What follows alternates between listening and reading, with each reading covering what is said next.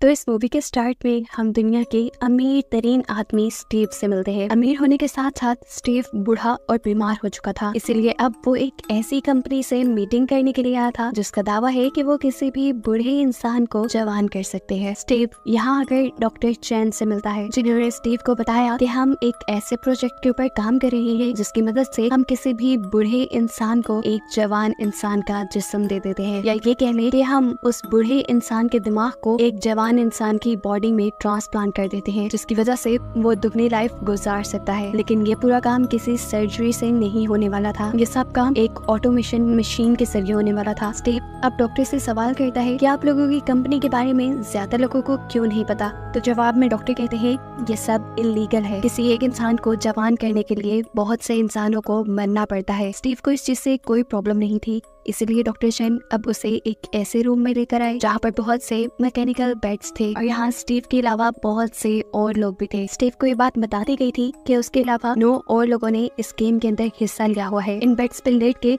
एक इंसान की मेमोरी को दूसरे इंसान के दिमाग में डाला जाना था, लेकिन ये काम इतना भी आसान नहीं था। ये काम एक वर्चुअल गेम के जरिए होता जिसमें स्टीव के अलावा 9 और बूढ़े लोगों ने हिस्सा लिया हुआ था और गेम के एंड में कोई एक इंसान ही जिंदा बचकर जवान होगा। ये बात जानने के बाद स्टीव अपने लिए एक जवान इंसान की डेड बॉडी चूज करता है। ऐसा करने के बाद स्टीव को एक मशीन के अंदर रख दिया जाता है और हमें पता चलता है कि अब उसके दिमाग को या उसकी सारी मेमोरीज को इस जवान इंसान के अंदर ट्रांसफर कर दिया गया है। जिस जवान इंसान को अब पुर्तगाल के एक गांव में होश आया। स्टीव को जब होश आया तो वो नहीं चाहता था कि इस टाइम वो कहाँ है और क्या कर रहा है। उसे अपने बारे में कुछ भी याद नहीं था। अपनी हिफाजत के लिए स्टीव ने एक पत्थर उठा लिया और आगे एक बिल्डिंग की तरफ बढ़ा जहाँ से एक लड़की मिली। स्टीव के हाथ में पत्थर देखकर वो घबरा गई। उसने स्टीव से पूछा, तुम कौन हो? क्या तुम जानते हो मैं कौन हूँ? मुझे यहाँ कौन लेकर आया? तब स्टीव उसे जवाब देता है कि नहीं, मुझे कुछ नहीं पता। ये दोनों मिलकर यहाँ से बाहर निकलते हैं तो इन्हें एक और लड़का और लड़की नजर आते हैं। लड़की ने अपने हाथ में छड़ी उठाई हुई थी, ऐसे जैसे वो दूसरे इंसान से बचना चाह रही हो। स्टीव के साथ जो व्हाइट ड्रेस में लड़की थी वो दूसरी लड़की से कहती है, अरे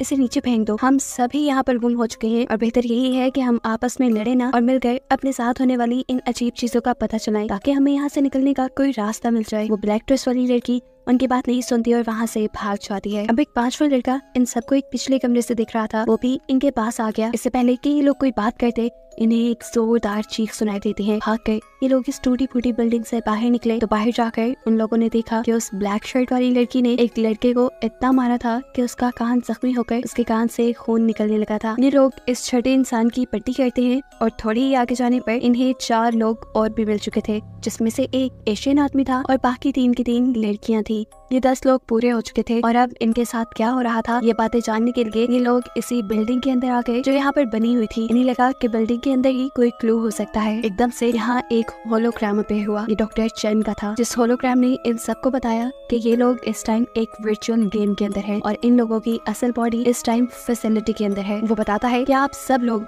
दुनिया के अमीर तरीन लोग हैं और आप लोग इस गेम में इसलिए आए हैं ताकि आप लोगों को दोबारा जवान किया जा सके, लेकिन आप में से सब लोग जवान नहीं हो पाएंगे। कोई एक जीतने वाला ही इंसान इन सब में जवान होगा और बाकी सब मर जाएंगे। अब डॉक्टर चैन यहाँ पर बहुत सारे होलोग्राम चलाते हैं उन 10 अमीर लोगों के जिन्होंने इस गेम में हिस्सा लिया था। इस होलोग्राम के साथ उन लोगों के नाम और उन लोगों की सारी पोजीशंस भी लिखी हुई थी कि वो कौन है, उन्होंने इस जिंदगी में क्या किया और कैसे पैसा कमाया। डॉक्टर चैन बताते हैं कि हर 1 घंटे बाद किसी एक को अपने ही किसी साथी को मारना पड़ेगा और वो उस साथी को तभी मार सकता है जब उसे पता हो कि इस बॉडी का असल मालिक कौन है। और अगर कोई ये जाने बगैर किसी दूसरे को मार देगा कि वो इंसान असल दुनिया में कौन था तो ऐसी सूरत में वो खुद भी मारा जाएगा। अब इस गेम में एक ट्विस्ट भी था। असल जिंदगी में ये 6 मर्द और 4 औरतें थी, जबकि यहाँ वर्चुअल गेम के अंदर 5 लड़कियां और 5 लड़के थे, यानी कोई एक लड़की ऐसी थी जो असली दुनिया में एक मर्द हो सकती थी। तो इन लोगों को ये गेम बहुत ही सोच समझ कर खेलनी थी। अगर 1 घंटे में इन लोगों ने अपने किसी साथी को ना मारा तो 1 घंटे बाद गेम खुद ब खुद किसी एक को मार देगी। अब डॉक्टर चैन का होलोग्राम यहाँ से गायब हो जाता है, जबकि सभी अमीर इंसानों के होलोग्राम यहाँ पे खड़े रहते हैं। ये लोग अब इस बिल्डिंग से बाहर निकलते हैं, देखते हैं कि बिल्डिंग के चारों तरफ बहुत बड़ी दीवार है। ये लोग इस दीवार को क्रॉस करके दूसरी तरफ जाने का फैसला करते हैं, लेकिन इससे पहले कि ये लोग कुछ भी करते स्टीव यहाँ पर एक लकड़ी उठाकर उस दीवार की तरफ फेंकता है, जिससे इन्हें मालूम होता है कि इस दीवार के चारों तरफ हाई वोल्टेज करंट छोड़ा गया है ताकि ये लोग यहाँ से भाग न सके। अब ये लोग फैसला करते हैं कि ये लोग आपस में किसी को नहीं मारेंगे, चुपचाप 1 घंटा गुजारेंगे और खुद ही गेम ने जिसको मारना होगा उसे मार देगी। यानी इन लोगों ने अपनी जिंदगी के फैसले किस्मत पे छोड़ दिए थे। स्टीव इन सबको मशवरा देता है कि हमें एक दूसरे से दूर रहना चाहिए ताकि हम एक दूसरे को मार न सके। स्टीव की बात मानते हुए एक व्हाइट ड्रेस वाली लड़की स्टीव के पीछे ही चली गई। वो उसे कहती है मैं तुम्हारे साथ लगूंगी लेकिन तुम्हें ज्यादा तंग नहीं करूंगी। ऐसे ही हमने देखा कि ये लोग 2-2 के ग्रुप में बढ़ चुके थे। अब एक ग्रुप में जो 2 लड़कियां थी ये लोग आपस में बात करते हैं कि ये भी तो हो सकता है कि हम दोनों में से कोई एक असल जिंदगी में आदमी हो। अफ्रीकन लड़की दूसरी लड़की से कई ऐसे सवाल करती है जिनके जवाब सिर्फ लड़कियों को ही पता होते। जब उसके सामने वाली लड़की उसे इन सवालों के जवाब नहीं दे पाई तो वो जान गई कि असल में ये एक मर्द है। ये जानकर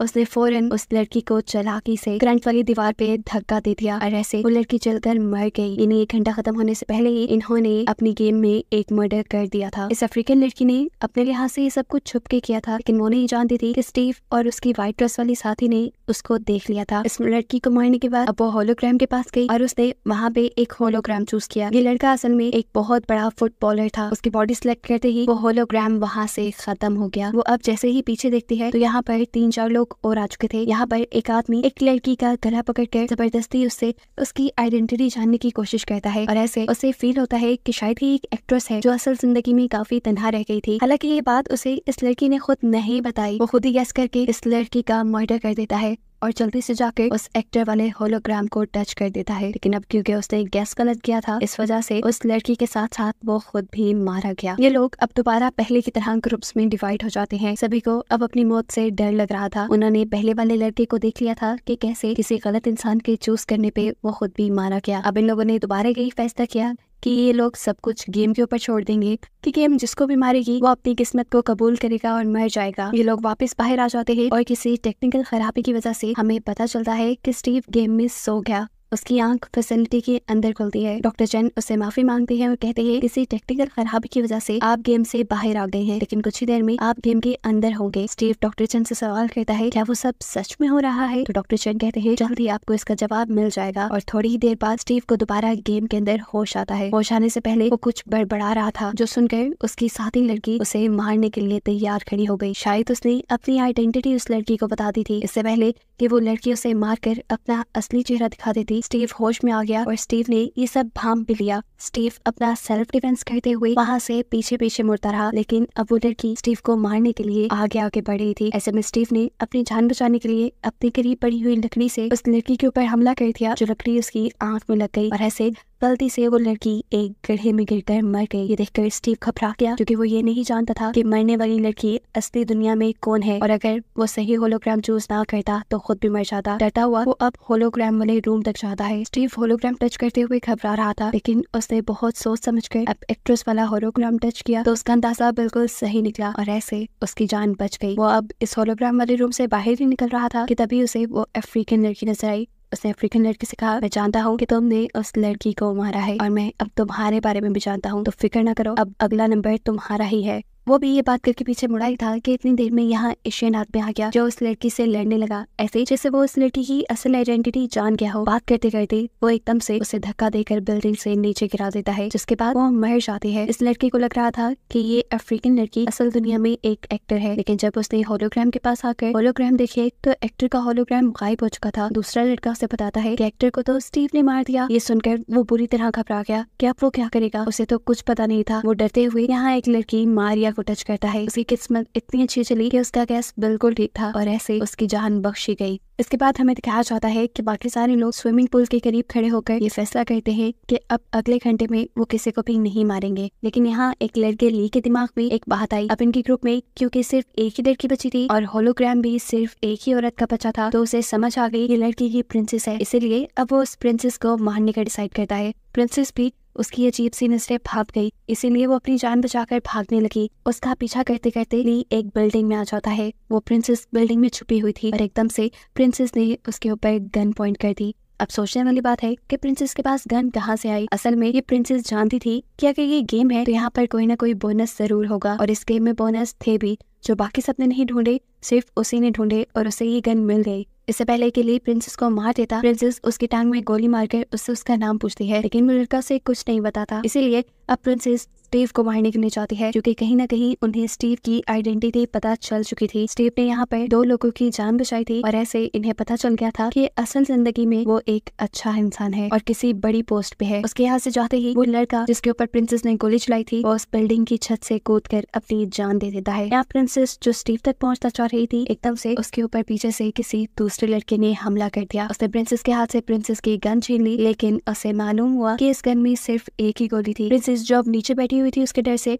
मौके का फायदा उठाते हुए वो अपने पास पड़े हुए एक रॉड से उस लड़के के ऊपर हमला करके अपनी जान बचाती है। वो लड़का अभी मरा नहीं था, बस जख्मी हुआ था। उसके चीखने की आवाज सुनकर स्टीव और गेम में मौजूद आखिरी लड़का जो कि एक फाइटर है वो भी यहाँ आ गया। स्टीव अपनी जान बचाने के लिए जल्दी से जमीन पे पड़ी हुई गन उठाकर उस लड़के के ऊपर पॉइंट कर देता है, लेकिन गन में तो गोलियां है ही नहीं। ये देखकर वो हंसने लगा। उस दूसरे लड़के ने प्रिंसेस से कहा, चलो एक डील करते हैं, हम इन दोनों को मार देते हैं और फिर गेम खुद ही चूज कर लेगा कि हम दोनों में से किसको जिंदा रहना है। ये सुनकर स्टीव डर गया और वहाँ से भागने लगा। वो लड़का भी अब स्टीव का पीछा कर रहा था। तंग आकर स्टीव उससे बचने के लिए गन को स्विमिंग पूल में फेंक देता है और फिर वहीं गिरी पड़ी हुई एक टूटी हुई बोतल के जरिए उसे चकमा देते हुए मार डालता है। इसके बाद वो होलोग्राम रूम की तरफ बढ़ा, क्योंकि अब उसे मरने वाले आदमी की असल आइडेंटिटी को टच करना था। इससे पहले कि वो होलोग्राम रूम तक पहुंचता, हमने देखा कि जिस लड़के के ऊपर प्रिंसेस ने हमला किया था वो लड़का भी मर गया और प्रिंसेस ने जाकर उसका होलोग्राम टच किया। यहाँ पर प्रिंसेस का भी गैस बिल्कुल ठीक था। वो एक रशियन आदमी था जिसके होलोग्राम पर प्रिंसेस ने टच किया था और अब बस यहाँ 3 होलोग्राम ही बचे थे, जिसमें से एक स्टीव का अपना था, एक लड़की का था। तो जाहिर सी बात थी तीसरा होलोग्राम अब वो था जिसे स्टीव ने मारा था। अब स्टीव